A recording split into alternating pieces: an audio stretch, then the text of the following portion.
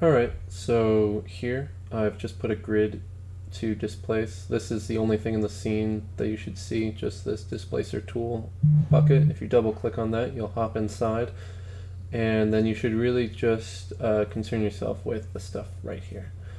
Alright, so this wave origin is going to be kind of the tool that you move around to, it's like the epicenter of your waves, and it'll work as your kind of guide to run the little pieces here. This is the displacer tool that I created.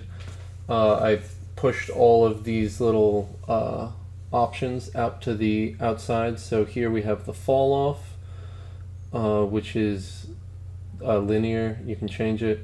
Here is the frequency, amplitude, and down at the bottom here, well, we have speed. That is when you hit play at the bottom. You'll see now it's slow, and if I pick it up, now it's faster. And you can tune that in, and you can keyframe all these things by hitting Alt on a particular number on a certain frame, and then changing the setting on a different frame, and then hitting Alt again. Here it looks like I don't have enough resolution on my grid to show you the displacement. There you go.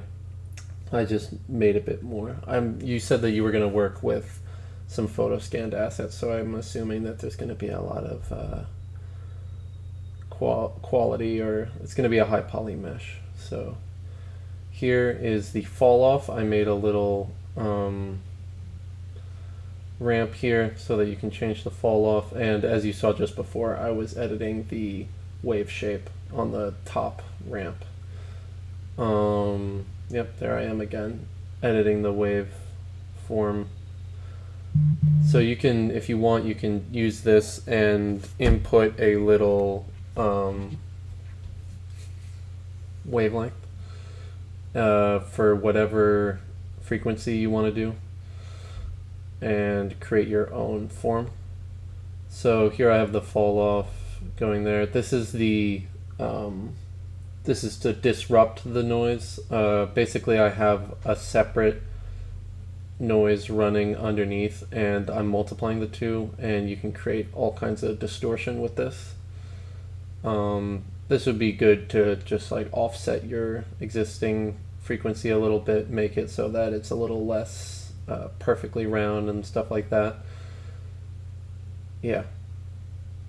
Let's see. You can get quite a bit of effects. There's the amount, and then there's the scale right below it. Yep.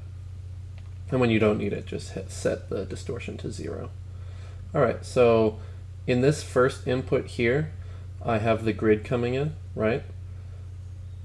But you can also input another piece of geometry. This is just a like a test geometry, and I'll put a file node there so that you can just load any file you want. Just like pick the directory and it'll drop it in.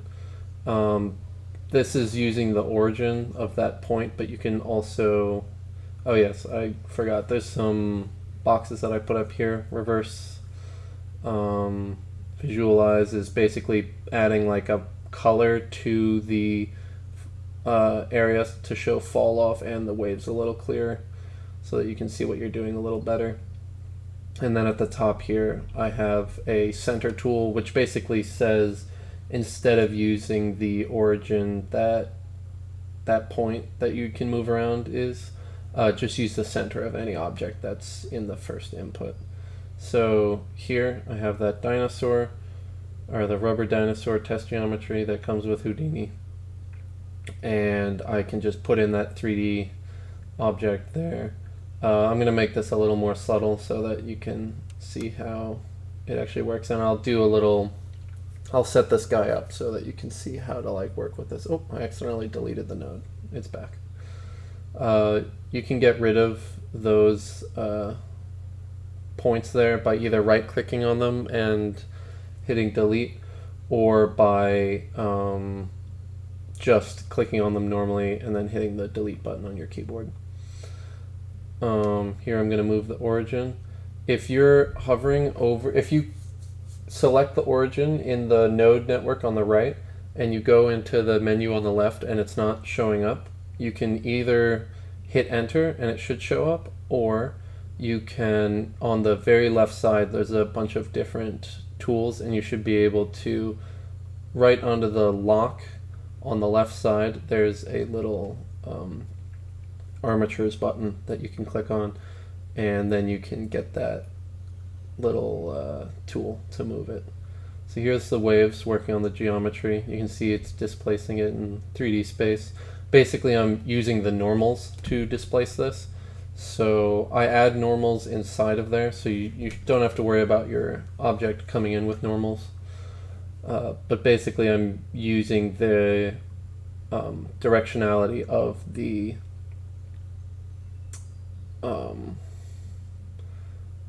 geometry to define which direction it's going to displace.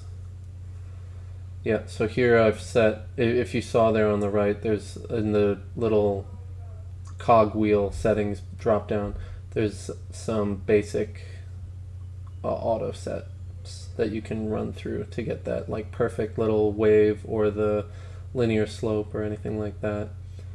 Here is just me playing with this. I'm gonna just play with some distortion, stuff like that.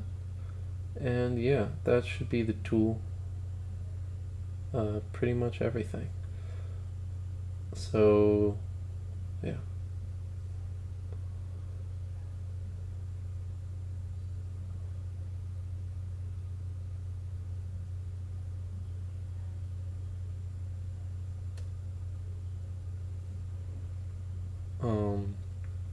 Alright, so once you have your desired result, whatever that is, along the timeline, so we have like animated geometry kind of in here, you can look at right below this displacer tool.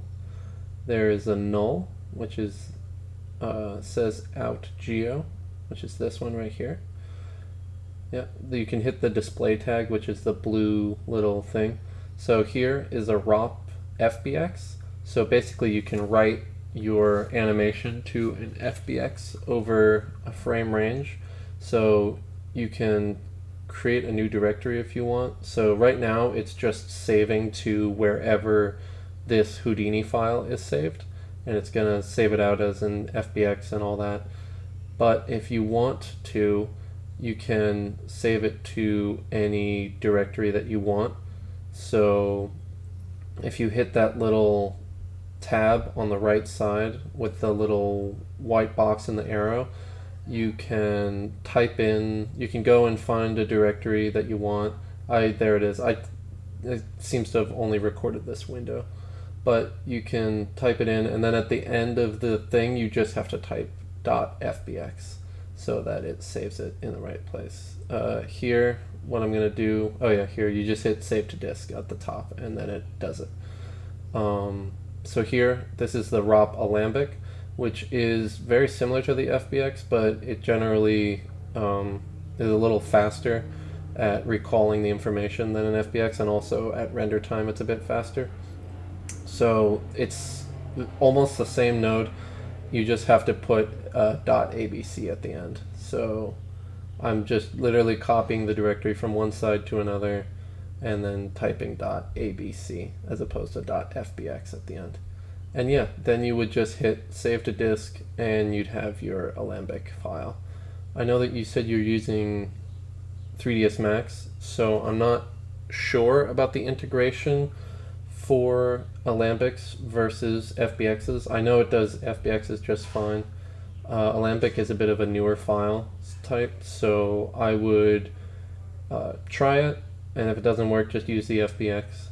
But yeah, see, this is that tool on the left hand side that you can move the origin with if you're having trouble getting that tool, this little axis tool, to move around. Alright, but that should be